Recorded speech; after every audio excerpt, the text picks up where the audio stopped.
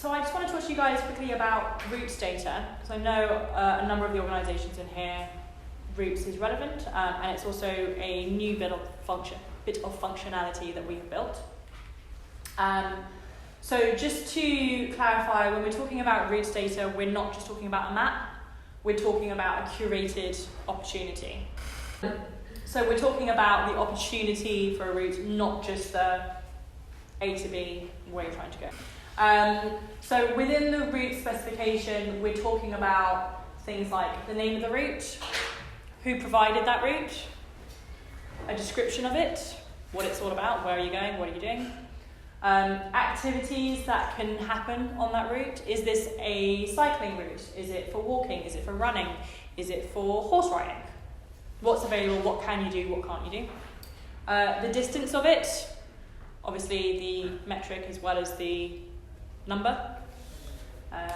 And the starting point.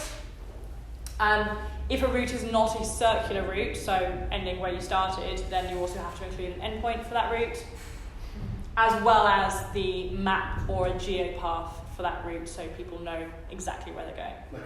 So these are mandatory fields for publishing routes data. There are other fields that can be included as well.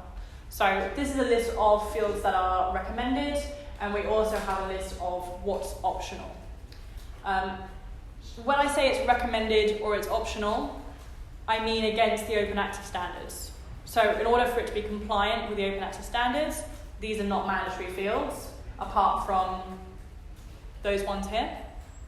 However, depending on who is using that routes data, some of these fields may be mandatory for them in terms of providing a good user experience for the end.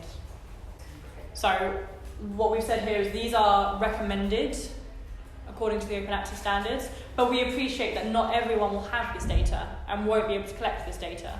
So in order to publish it, this is the bare minimum, and then there are other options available here. And it's recommended, so if you have this data, obviously please include this data.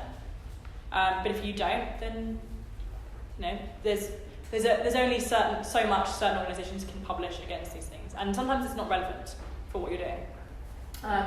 So in terms of what's recommended, we've got when it was published. So if you are a website or somewhere using routes data, you can have something on there that says this has to be updated within X period of time to make sure that it's current and up-to-date information. You can publish when it was last modified, so it could have been published 10 years ago, but it's been modified and updated in the last year, so it's still relevant to use. Who has verified it? An indicative duration of the route. Obviously, different people will take different amounts of time to complete a route, but an idea of how long it will take. Accessibility, is this suitable for people with pushchairs? Is it suitable for people in wheelchairs, and so on? The gradient of the route, so is it very steep, is it very level, etc. The surface type, again, this will have an impact on different user groups. What type of surface is it grass, gravel, tarmac, etc. And what amenities are on that route as well. Are there toilets available? Is there a cafe? And then extra fields that are optional that could be included to, the more detail there is, the better the user experience. So who published the route, points of interest along the route. There's a really nice church along this route, or you've got great views of the sea, or whatever it might be. Difficulty level, categories, is this a family walk, is it a forest walk, is it a beach walk, etc. Access restrictions, does it go through private land, is it only open at certain times of day, certain seasons, etc.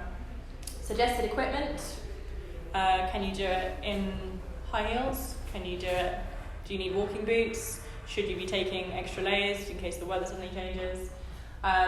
Images to help encourage people to pick that route, and reviews of the route as well. So obviously some of these things would be lovely to have in the routes that are published, and they will obviously increase interest in those routes, but they're not always feasibly possible for people publishing that data.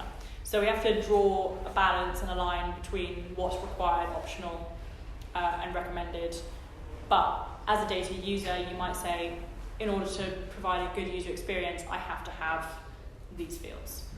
So in terms of what's next, there is a link within the presentation which will obviously be shared out with everyone afterwards. So if you wanted to go in and look at that specification, it has a more detailed technical version of the bullet points that I've previously put on there.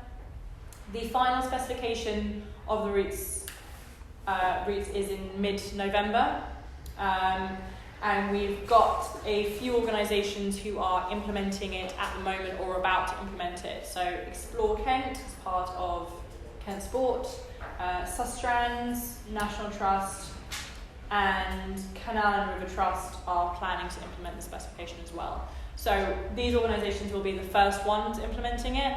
If there are any things that we haven't thought about, any glitches within the specification, those will be ironed out, and we hope to have that finalised by mid-November. If you're interested in publishing routes, let us know what system you use to collect or publish the routes, and then we can advise you on how to publish these as open data. This is a new thing, obviously. People haven't completed implementing this yet, so for the first few organisations, we do kind of hold their hand to make it easy for people to implement these specifications without our support. Yeah, if anyone does have any questions, you can tweet us or email us on our support email there as well.